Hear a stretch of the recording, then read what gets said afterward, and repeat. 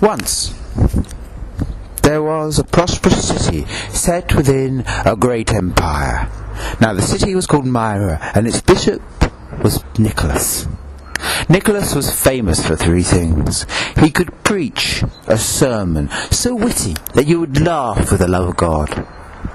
He could read the holy book so well that it was said that the beasts in the field sighed, and he could sing the holy mass so beautifully that even the angels listened. Now, the empire was not at peace, but the war was far distant. But it happened over time that some refugees came to Myra, amongst them a man who claimed to be a butcher, although nobody ever saw him buy meat.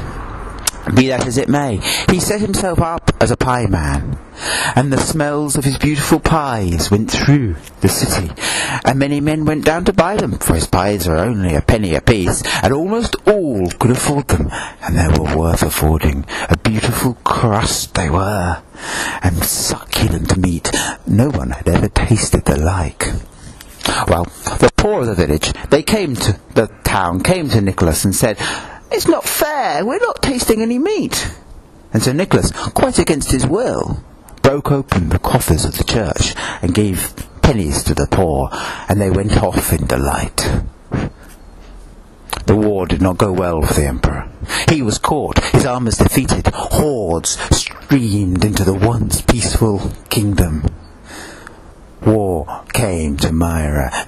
Soldiers marched through, marched in many numbers, and men started to disappear in the woods and in the pastures. Some said they'd gone off to be soldiers, others outlaws, for unrest had grown, others they did not know. Meanwhile, the butcher, saying supplies had become uncertain, put up the price of his pies. They were now a full silver piece, and the poor went hungry. The church became increasingly unpopular. One time, Antony was going to celebrate the Holy Mass when he looked for the plate and the chalice, and they were gone. His congregation was much grieved, and with them they prayed that God might take pity on them. And when they looked up, there was a chalice and plates restored.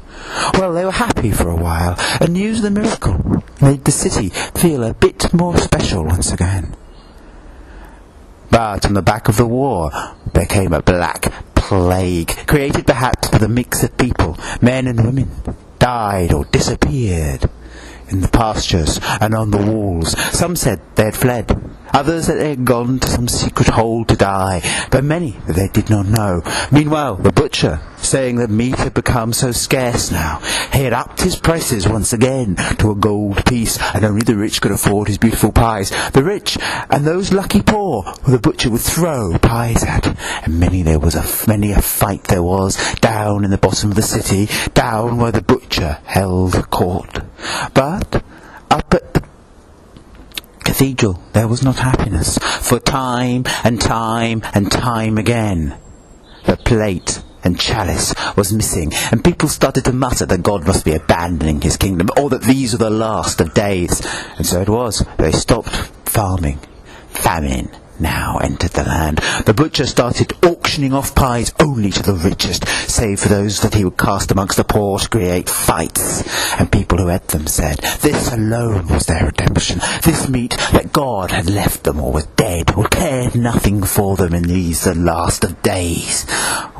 And Nicholas was openly kicked and cursed in the streets. One time he was down in the poorer places of the city when he smelt burning, and looking up to where his cathedral was, at the top hill of the city, he saw it ablaze, and going up he saw a mob around it, and his house sacked, and seeing him they drove him out.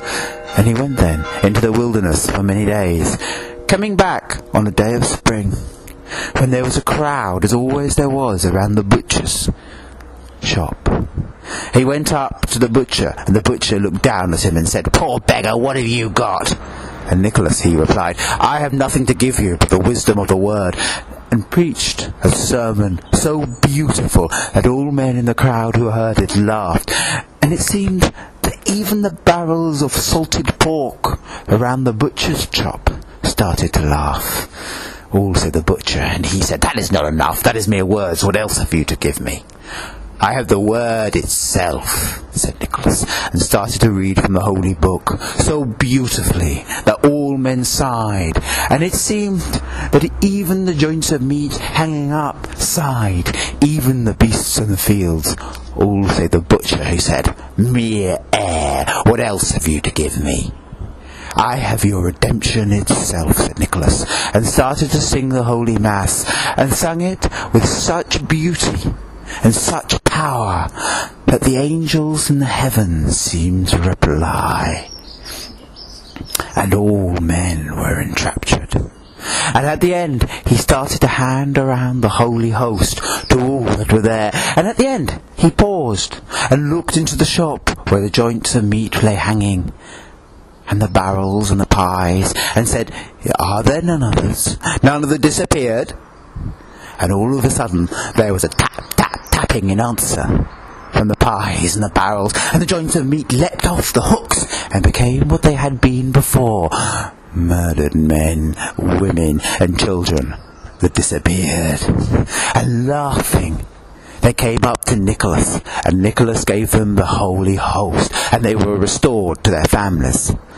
And then Nicholas turned upon the butcher. We're going up close, he said. This at last I have to give you, your true kingdom. And he struck his staff 3 times, and a great chasm opened unto the butcher. And no piemman could agree what happened next. Some said the butcher went confidently within, as of a king returning to his kingdom. But others a great dark shadow that came up and devoured him then and there. And others that he fell spinning down, down, down into the abyss. But all agreed he was never seen again, and when he left, the war seemed to lift from the kingdom, and Myra was at once again in peace.